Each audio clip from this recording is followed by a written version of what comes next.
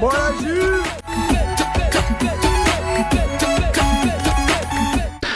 Mas, Paulo, assim, a gente está vivendo um período no Brasil, no Rio de Janeiro, acho que no Brasil, assim, acho que é o ápice da insegurança, né?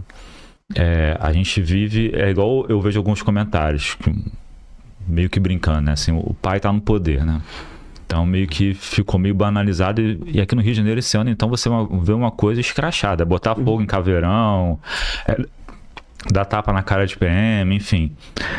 Como você vê a escalada dessa violência no Rio de Janeiro e no Brasil em si, né? Como a gente chegou a isso? Como foi possível isso? Como começou essa história? Que eu sei que você tem uma formação de ideia bem interessante sobre isso, né?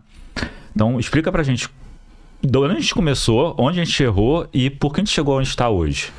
Tá, primeiro eu preciso dizer que nós já vivemos momentos assim, muito violentos ao longo desses últimos 40 anos. Eu estava na polícia nesse período, que foi anos 90, né? Que foi assim um momento muito difícil para a segurança pública. Primeiro que não havia consolidado uma visão do que seria segurança pública. Como ainda até hoje, muitas pessoas acham, né? A maior parte da população, e acham por falta de conhecimento. Estou falando de ignorância mesmo, né? Porque se fala pouco nisso.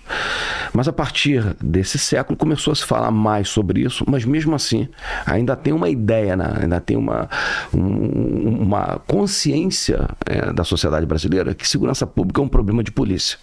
Não é um problema de polícia. É um problema da sociedade.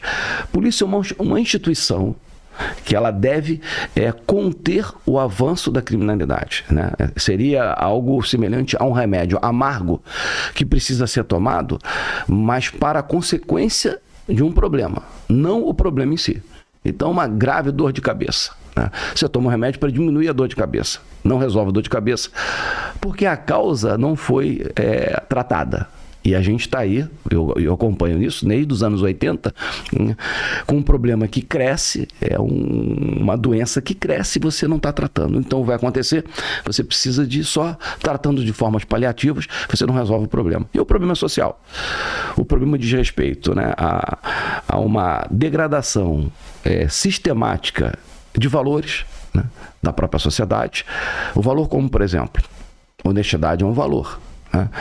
Se é um valor da sociedade, você não vai ser desonesto porque aquilo contraria um valor que você acredita, que você torna um princípio. E como você sabe que um valor se torna um princípio? Quando as suas atitudes, elas partem daquela premissa de honestidade, você não vai ser desonesto. Estou dando um exemplo, tá? Então, quando você começa a desconsiderar esse valor, ele passa a ser algo de prateleira e não algo que você aplica no seu dia a dia, né? Então você começa a ver uma degradação da sociedade. E é isso que nós estamos vendo desde os anos 80, né? Uma degradação moral da nossa sociedade em vários aspectos, em vários campos, e que vão contaminando outras áreas. Então, se as pessoas, né, se tornam permissivas, né, diante da violação de outros valores. Lembrando que a base de qualquer cultura é uma matriz de valores que orientam a forma como a gente percebe o mundo, como a gente sente e como a gente age, nosso comportamento. Então, se você não tem esses parâmetros, né, você acha que vai fazer qualquer coisa que está tudo certo. E por isso que a gente vê sistematicamente esses valores sendo atacados, né? Atacados por quê? Por tudo, né? Por posicionamentos ideológicos, posicionamentos às vezes sociais, né? Nada contra um grupo ou outro se manifestarem no sentido de chamar a atenção para um determinado pensamento, determinado comportamento, enfim. Mas quando você quer impor, né, a sua vontade, sobrepujando uma maioria, nós temos um problema sério, tá? Uma coisa é o respeito, a outra coisa é a imposição. Uma coisa é exigir respeito, que a gente deve respeitar. A outra coisa é você exigir que você pense igual a essas pessoas. Aí é um problema muito sério. Nós não estamos sendo respeitados quem pensa de uma forma contrária. Enfim, então você tem uma situação natural de pessoas se comportando de uma maneira indevida, né, e muitas das vezes violando normas de convivência. Essas normas de convivência são chamadas de leis, né? E nós temos uma lei penal, que nós estamos aí da década de 40, né? Problema nenhum em relação à lei penal, houve poucas modificações ao longo desses anos, mas o que nós vimos a partir dos anos 80 É aí que eu falo que os anos 80 foram muito importantes para o que nós estamos vivendo hoje. Uma lei de execuções penais é a forma de tratar aquele que foi condenado, né, muito permissivo e condescendente, criando, né, condições para que alguém que tenha sido condenado por um crime que tenha cometido, por exemplo, um homicídio, né, ele não cumpra a integridade da pena. Vamos lá, o limite da pena é 20 anos, né? Mas dificilmente alguém vai ser condenado a 20 anos. Mas mesmo sendo condenado a 20 anos, ele não vai cumprir a integridade da pena, sequer vai cumprir a metade dessa pena. Então vai cumprir uma fração dessa pena. Isso eu falo em regime fechado, porque depois de um determinado tempo ele vai progredir de regime para o regime semiaberto e depois para o regime aberto. Então foi uma visão condescendente de um momento de uma abertura política que foi muito importante para a história do país, sem dúvida nenhuma. Era trazer de volta a democracia, já que vivíamos um regime militar que impunha determinadas regras, agora vamos viver com democracia. Só que essa avalanche, né, de ideias, entendo, um conjunto de ideias ou ideologias, fez com que você esquecesse algumas premissas básicas, que nós precisamos de normas de convivência, que você precisa respeitar essas normas de convivência. Não mexeram na lei penal, mexeram na lei de execução penal. Isso é uma estratégia muito inteligente. Você não mexe no cerne da coisa, você mexe naquilo que vai acontecer depois. Então, aquela lei, ela continua lá, a lei é dura, mas a forma de você punir quem cumpriu a lei, ela é branda. Entendeu? E vai ser abrandado. Então o que você tem, criamos uma ambiência no país, isso desde os anos 80, lei de execução penal, que é uma lei de 1984, em que você torna, né, a violação da regra, da norma, o crime, algo atrativo. Por quê? Porque ele não tem um efeito pedagógico na sociedade. Lembrando que nós precisamos, se nós temos aqui o livre-arbítrio, nós podemos escolher, mas o que limita o nosso livre-arbítrio é o direito do outro. Eu tenho o direito, mas o direito do outro. E nesse ponto de contato, de fricção, eu não posso fazer com que o meu direito viole o direito do próximo, de quem está, de outro indivíduo da sociedade. E o que está acontecendo é isso. Você viola o direito do outro e ao violá-lo, você não tem sanção nenhuma. E a sanção que for aplicável, ela não produz o efeito desejado, o efeito pedagógico, né? É a bronca do pai e da mãe que não causa efeito. Você tem que dar um passo adiante. É o castigo que você fica. Não causa mais efeito. Tá? Antigamente, né, a gente apanhava. Isso aconteceu comigo. Desculpe interromper, mas assim, hoje em dia você vê quem está preso, seja em qualquer presídio que for, tá como se fosse em casa, no hotel, né? Existem permissões, existem negociações, existem coisas que ou seja, o cara tá só tirando umas férias do posto lá na rua para ficar num spa na presídio. E ele sabe que vai ficar pouco tempo.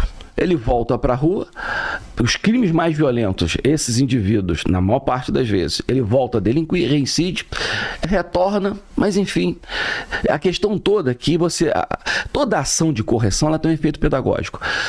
Para quem pensar em cometer o delito, ele sabe que vai pagar caro por isso. É uma questão de custo-benefício. Olha, se eu fizer e for pego, a punição ela é branda, então vale a pena. Se eu fizer e for pego, a punição é dura. Opa, então peraí, eu vou pensar 2 vezes.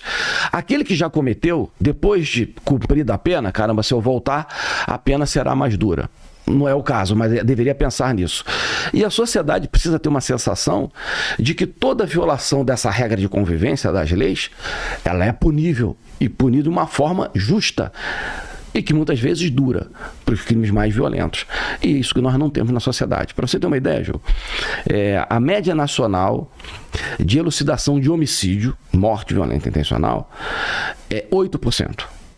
8% dos homicídios no Brasil, você pode chegar ao autor do homicídio. Não quer dizer que ele seja preso, é chegar à autoria.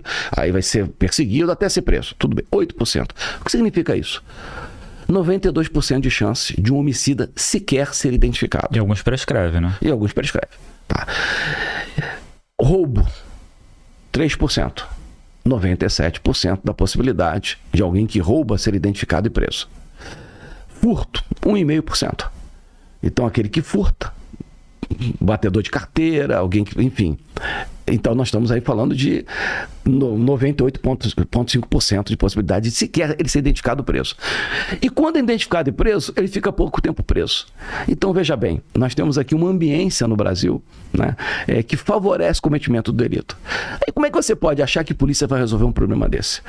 E você tem uma dificuldade de identificar e prender, tem uma questão estrutural, né? Muitas das prisões que são feitas em flagrante, outras, aí nós estamos falando de polícia militar, outros a própria polícia civil através da persecução penal, investigação, identificação e prisão do criminoso, né? Mas enfim, essa é a média nacional. Então, como é que vai dizer, por exemplo, algumas bobagens que eu vejo, até amigos pesquisadores, se prende muito. Eu falei, meu amigo, como? Olha os dados, os dados são esfregar na nossa cara, mas eles têm um óculos diferente, uma lente diferente de enxergar as coisas, né? Temos que desencarcerar. Eu falei, meu amigo, então acaba com a lei, dá um tacape para cada um e cada um se defende da forma que você achar melhor. Então você flexibiliza a lei, você bota o criminoso que conseguiu ser identificado preso para fora, muito rápido, não cumpre pouco a sua pena, dizendo que o presídio tem condições que não tem condições. Também acho que não tem condição, não. Bota condição no presídio. Vamos construir cadeia para... Não pode. Vamos construir escola para não construir cadeia. Não tem escola. Está faltando cadeia, né? E está faltando, sabe o quê? Manter a criança na escola, porque a evasão escolar, principalmente nas áreas mais carentes, ela é muito grande, tem piedade de pesquisa que mostram isso. Então a escola não é atrativa, a criança está entrando no crime a partir de 10 anos de idade. E, pesquisa feita pelo Observatório de Favela da Maré, dados da pesquisa, eles não relatam isso, mas quando você olha os dados, você vê que está acontecendo isso. O outro feito pelo Ministério Público, Universidade Federal Fluminense, que fala do perfil do menor em conflito com a lei. São duas pesquisas muito importantes que mostram aqui no Rio de Janeiro, o jovem, criança, na verdade, está entrando para o tráfico muito, muito grande. Usa e abuso de drogas por parte dessas crianças. A partir de 10 anos de idade começa a ter significância estatística. Então, o que nós estamos vendo no Brasil? É um ambiente favorável a um estabelecimento de uma sociedade corrupta, uma sociedade que se rouba e que o crime não tem problema nenhum, porque faz parte da sociedade, não. E você quer que a polícia resolva isso? Poderíamos ter a melhor polícia do mundo, com os melhores efetivos, os melhores equipamentos. Não temos, né? Desses aspectos. Mas por melhor que fosse, com essa legislação que nós temos, com o judiciário que nós temos hoje, permissivo, condescendente, tolerante, com o crime, pelo amor de Deus, cara, não bota na conta da polícia, eu não admito que se bote na conta da polícia.